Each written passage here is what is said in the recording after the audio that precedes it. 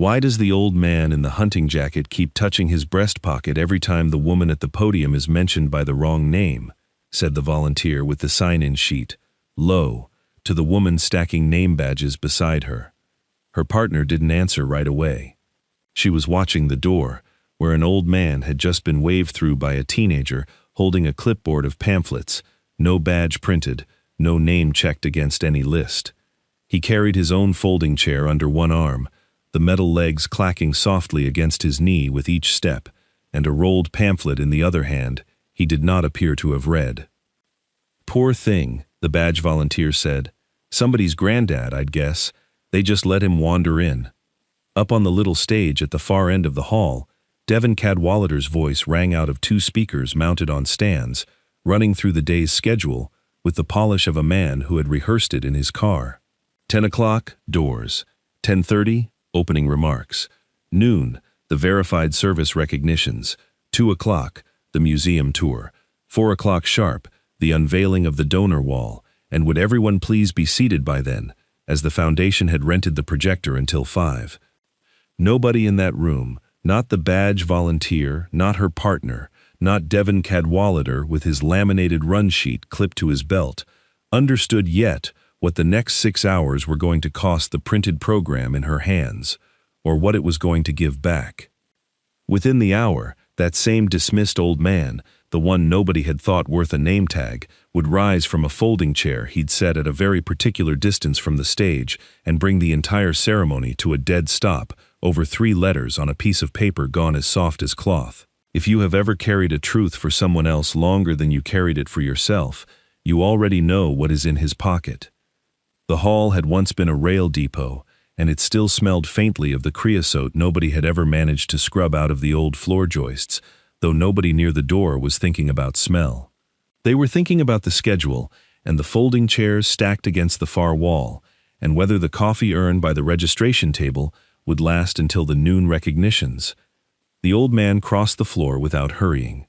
He did not look at the registration table, or the badge volunteer, or the teenager with the pamphlets.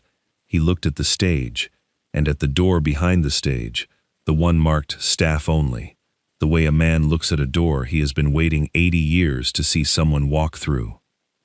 Floyd Kirkendall set his folding chair down 11 rows back from the stage, angled 2 seats in from the aisle, a spot he had occupied at every one of these reunions since the foundation started holding them, though nobody currently working the registration table had been alive long enough to know that. He unfolded the chair with both hands, tested its give with his weight before committing to it, and sat. His hunting jacket, worn open over a white shirt with a collar gone shiny at the fold, where church clothes meet a workday, had one pocket that rode a little higher than the others, sewn crooked by a hand not his own, decades back. He touched it now, briefly, the way another man might check for his keys. Inside it, though nobody near him could have said so, was a piece of paper folded into quarters, so many times, over so many years, that its creases had gone soft as cloth, softer than paper has any right to be. He did not take it out, not yet. Sawyer Ledbetter found him there 20 minutes later, carrying 2 cups of coffee he had no memory of pouring, because he'd been half a room away arranging chair rows when someone mentioned his great-uncle had come in on his own again, without calling ahead, without letting anyone drive him. "You beat me here," Sawyer said, handing one of the cups down. Floyd took it with both hands, the way he took most things now, and nodded at the stage without answering. Sawyer had grown up hearing that his great-uncle flew something in the war, some kind of small plane, some routine job that never came up except in a sentence or two at Thanksgiving, before the subject changed itself. 4 years in the Air Force had taught Sawyer to recognize the particular quiet of a man who has done something he does not discuss, the same way a locked footlocker announces itself simply by staying locked. He had never once seen his great-uncle mail a letter, though the old man kept stamps in a drawer at home that Sawyer had noticed once and never asked about. "You always sit here," Sawyer said, not quite a question. "Same distance every year," Floyd said, "close enough to see faces, far enough not to be one of them." Sawyer laughed a little, not sure if it was a joke, and sat down beside him. That was when he noticed his great-uncle was not watching the folding chairs being set up, or the volunteers testing the sound system, or the little cluster of veterans working the room in their reunion caps. He was watching the staff door behind the stage, the way a man watches a door he has been told someone will walk through, though no one had told Floyd anything of the kind. His jaw was set in a way Sawyer associated with turbulence, with the seconds before a hard landing. "You expecting somebody?" Sawyer asked. Floyd's hand went to his breast pocket again, flat against it, and stayed there a beat longer than the first time.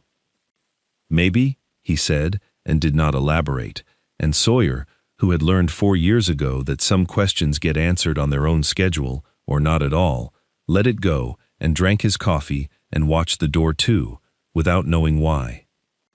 By 11, the hall had filled enough that the folding chairs ran 20 rows deep, and Devin Cadwallader stood at the podium with his laminated run sheet in one hand, checking it against his watch with the small, satisfied glance of a man whose morning was running 4 minutes ahead of schedule. He had tripled the foundation's donor base in 3 years, and it showed in the room. New banners, a rented sound system that didn't crackle, a program printed on stock, heavy enough to double as a keepsake. "Per the program," he said, smiling out at the crowd, "we're going to move into our verified service recognitions a little early, since we're ahead of ourselves this morning." A small ripple of applause, the kind reunions specialize in. This is always my favorite part of the day. He read the names off a laminated card clipped inside his sheet, a credentialing list. The foundation had built off documented service files, matched against unit rosters, wherever the archives allowed it. Men stood, one by one, some with canes, some helped up by grandchildren, and Devin named their units and their years and the medals on record, and the room applauded each one, warm and unhurried. Then he came to Marisol Renfro. "And we have with us today," Devin said, glancing at his card, "Mrs. Renfro, who was part of our wartime civilian auxiliary back in the day. Ladies who did just an incredible amount for the war effort on the home front. Mrs. Renfro, would you stand and let us thank you?" Marisol Renfro stood. She was 91 years old and stood straight enough that half the room would have guessed younger, in a blue dress with a small enamel pin at the collar that nobody in the crowd recognized as a ferrying command insignia because the Foundation's own program did not know what it was looking at. She did not correct him. She lifted one hand in the small, still wave of a woman who has been introduced wrong before and has decided, this time, not to spend her morning arguing about it. But something crossed her face before she caught it, quick as a shadow passing over a runway, there and gone. Devin didn't see it. He was already looking down at his run sheet. "Her file doesn't show any flight hours on record," Devin said to the room, almost apologetically, an aside meant to be generous. "So she'll be part of our civilian recognition segment this afternoon instead of the verified service group, but we're just as glad to have her." Applause, warm, brief, moving on. 11 rows back, Floyd Kirkendall had gone rigid in his chair. Sawyer felt it before he understood it, the way you feel a change in cabin pressure before your ears catch up. His great-uncle's spine had straightened, his shoulders locked, his whole body pulled taut as a checked line. His hand was on his breast pocket again, and this time it did not move. "Uncle Floyd?" Sawyer said, quiet. Floyd didn't answer. He was watching Marisol Renfro sit back down in the audience section, not the stage, and something in his face had gone the color of old paper. 2 more names were called after hers, a radio operator from a unit out of Amarillo, a supply sergeant who'd kept half his company fed through a winter nobody wanted to talk much about. Both stood, both were applauded, both sat back down, and through both of them, Floyd Kirkendall said nothing at all, watching the woman in the blue dress, 11 feet to his left, with an attention that had nothing to do with politeness. Sawyer noticed the hand first.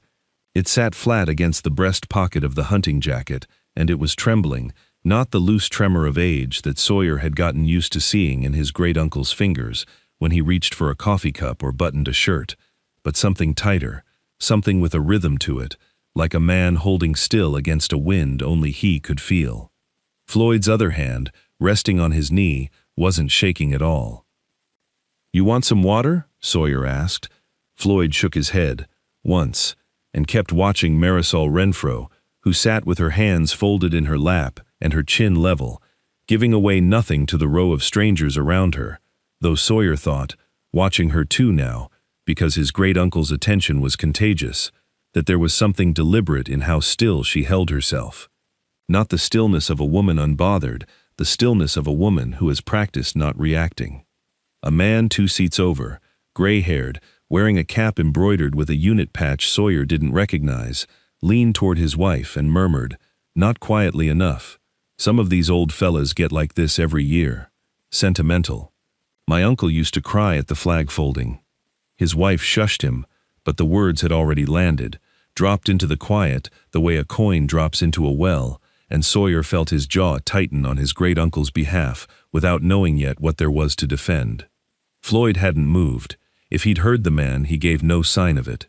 His eyes were still fixed on Marisol Renfro's profile, on the enamel pin at her collar that caught the light every time she turned her head half an inch, and his breathing had gone slow and deliberate in the particular way Sawyer recognized from watching him climb stairs. A man pacing himself against something that cost more than it looked like it should. The room moved on without them.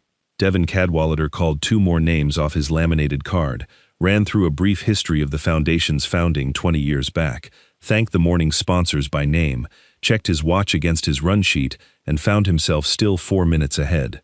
Somewhere behind the stage, a volunteer tested a microphone level. None of it touched the 11 rows back, where an old man sat, with his hands shaking against his own chest, and said nothing, and a woman 2 seats to his left sat with her hands folded and said nothing either, and between the 2 of them, a whole conversation was happening that the rest of the hall couldn't hear. Sawyer put a hand lightly on his great-uncle's shoulder, more out of instinct than any plan, and felt the muscle there locked hard as rope. "Whenever you're ready," he said, not sure what he was offering readiness for. Floyd's eyes were wet now, though he hadn't made a sound, and he did not look away from the woman in the blue dress, not even to answer. It was Devin who noticed first, glancing out over the crowd as he wrapped his remarks, his eye catching the stillness of an old man not clapping while everyone around him clapped. "Sir?"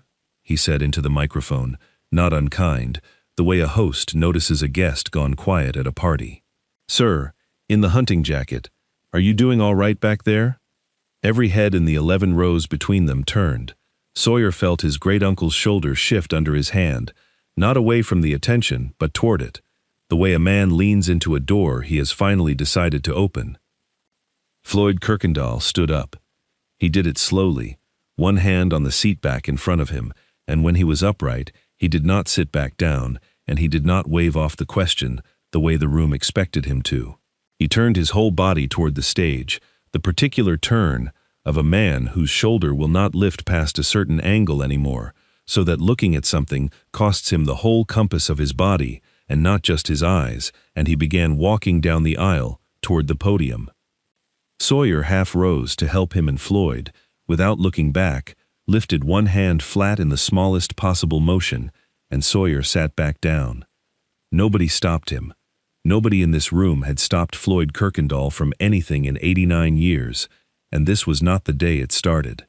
He climbed the 2 low steps to the stage without a rail, without a pause, and Devin, still holding the microphone, stepped back half a pace to let an old man in a hunting jacket stand where credentialed veterans had been standing all morning. Floyd reached into his breast pocket. What came out was not what anyone expected, not a photograph, not a medal, not a folded flag.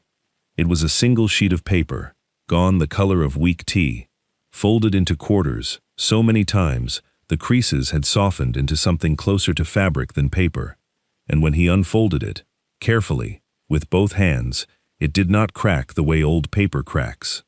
It gave, gently, the way cloth gives.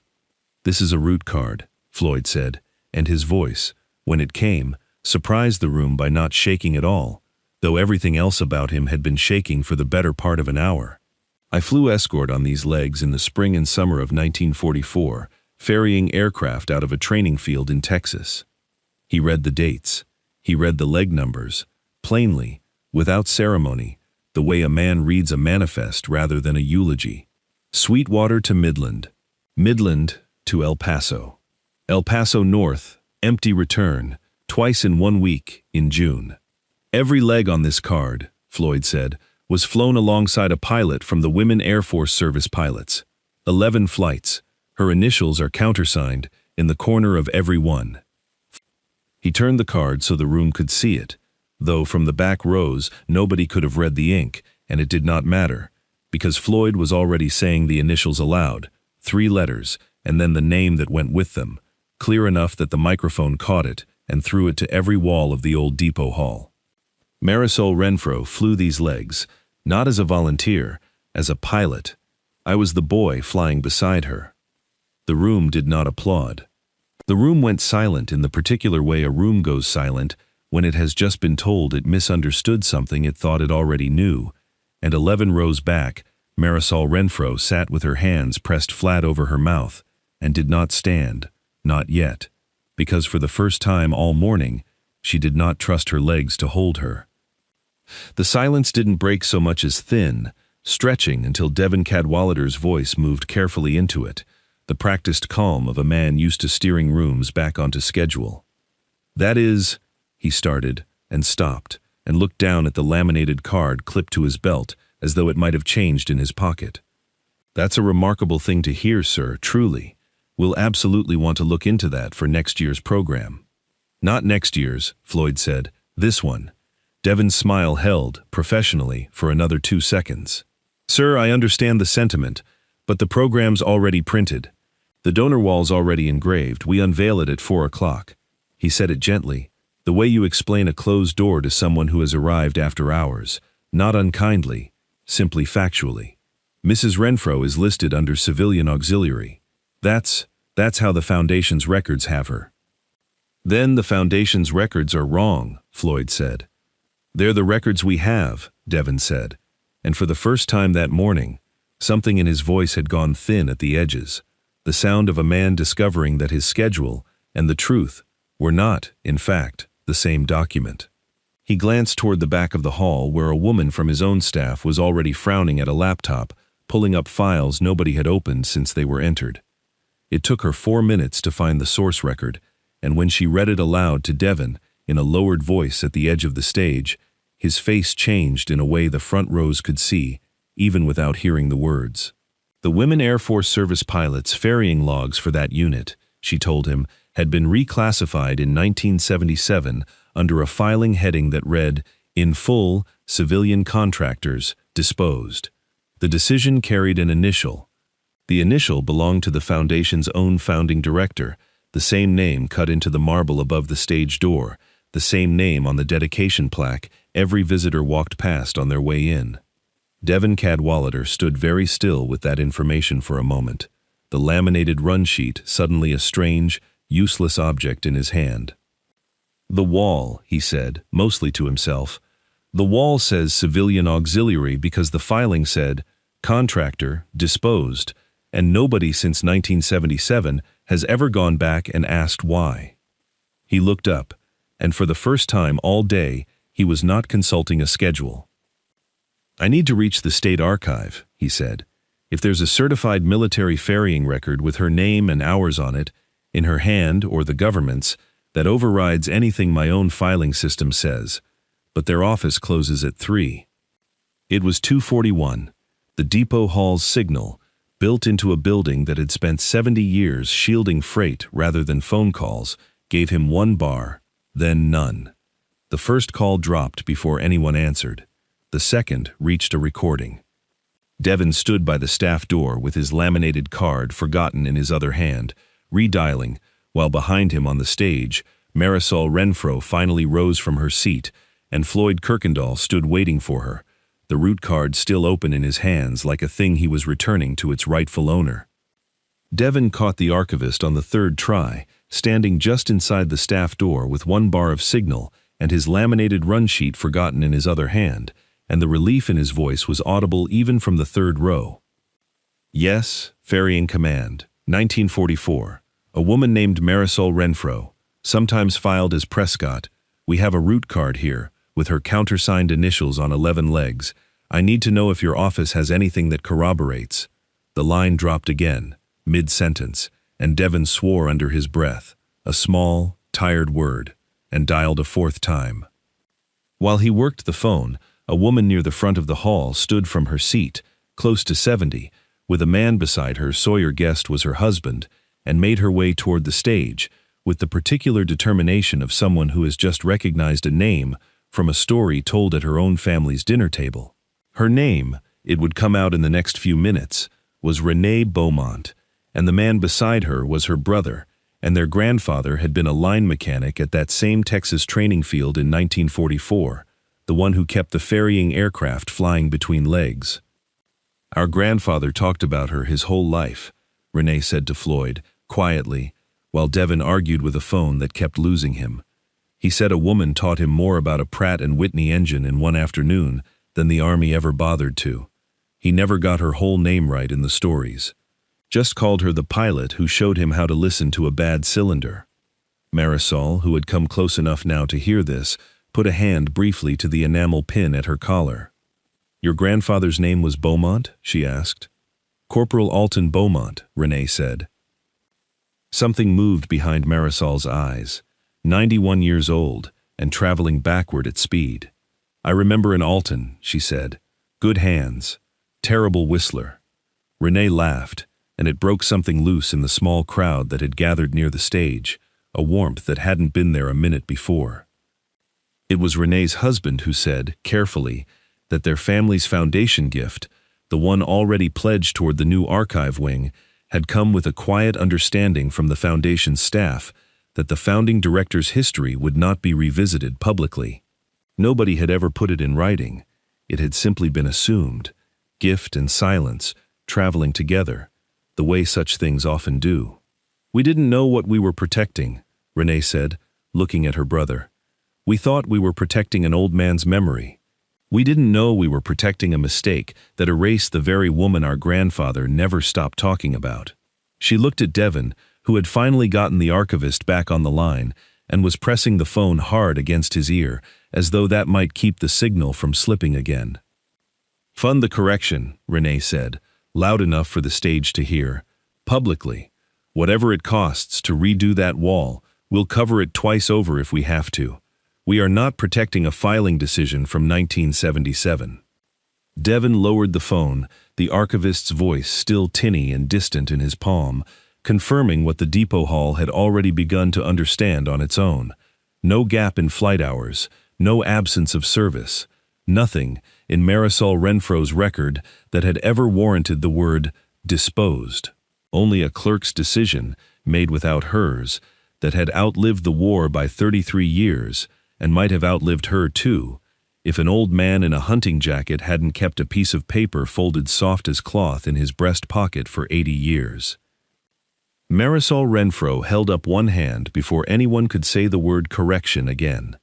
"I need to say something, and I'd like it heard plainly," she said, and the hall, already quiet, went quieter. "My husband gave 20 years to this foundation's board. I have sat in rooms where his name was spoken with real gratitude, and I will not have his memory dragged through an argument about a filing error made by a man he trusted. If setting this right costs this institution its dignity, I would rather stay filed under civilian auxiliary a while longer." Floyd, still holding the route card open in both hands, crossed the last few feet toward her, and for the first time all day it was Marisol Renfro's composure, not his own, that seemed in question. "May I?" he said, and held the card out flat, not toward the crowd this time, but toward her alone. She took it in both hands the way he had, and studied the ink, and her mouth moved slightly before any sound came out of it. "I know this hand," she said. "I would know this hand anywhere. You wrote like you were afraid of running out of paper." "I was afraid of a lot of things that summer," Floyd said. "Running out of paper wasn't near the top of the list." "You never told anyone," she said. "It wasn't a question." "I told my wife," Floyd said. "Lucille. Once, maybe twice, early on. After that, I didn't have to tell her again. She just knew, the way you know a scar is there even when your shirt's covering it." He paused, and something in his jaw worked before the next words came. "She passed 11 years ago. Natural causes.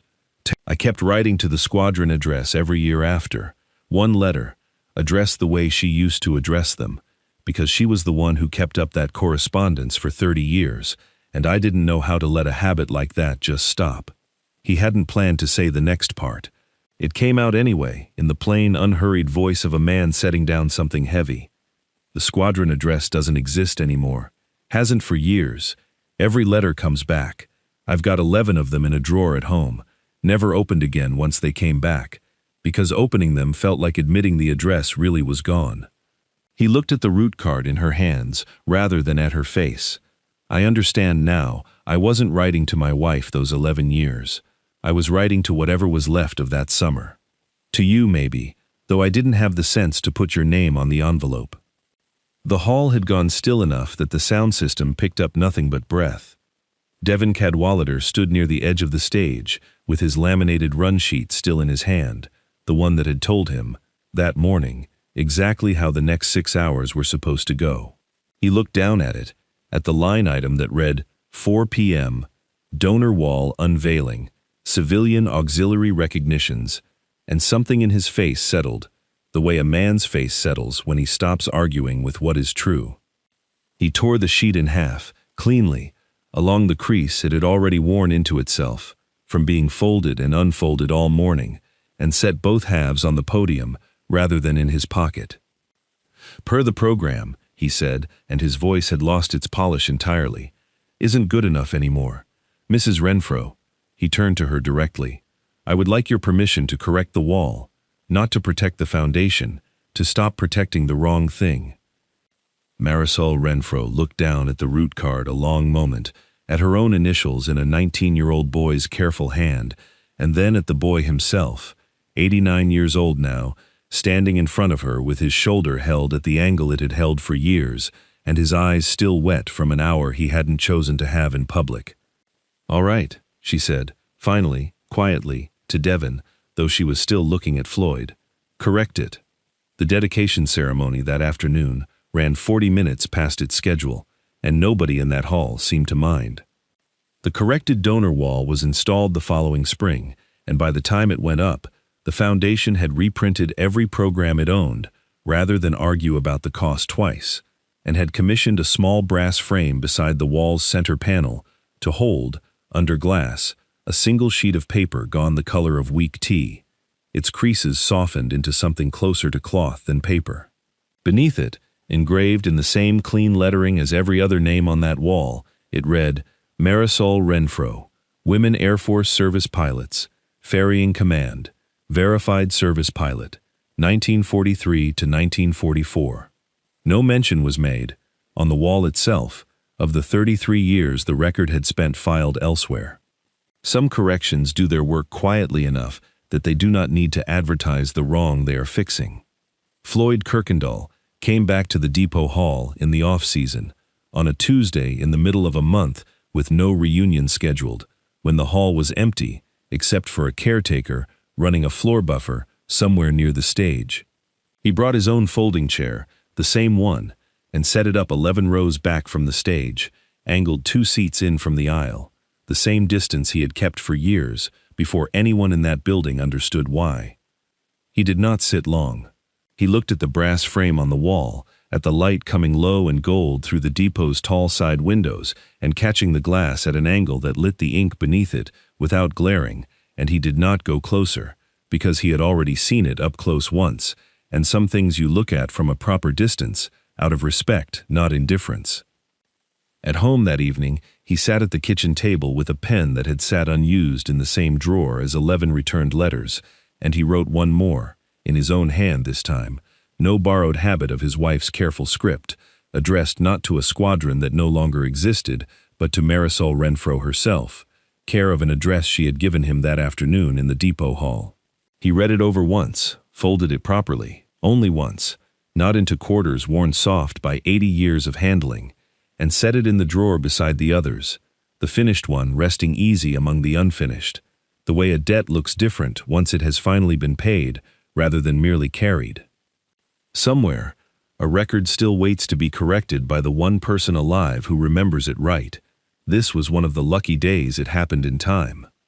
The drawer slid shut with the small, unremarkable sound of wood meeting wood, and on the wall of a converted rail depot 40 miles away, a route card lay flat under glass, her initials caught in the last of the afternoon light, keeping their place.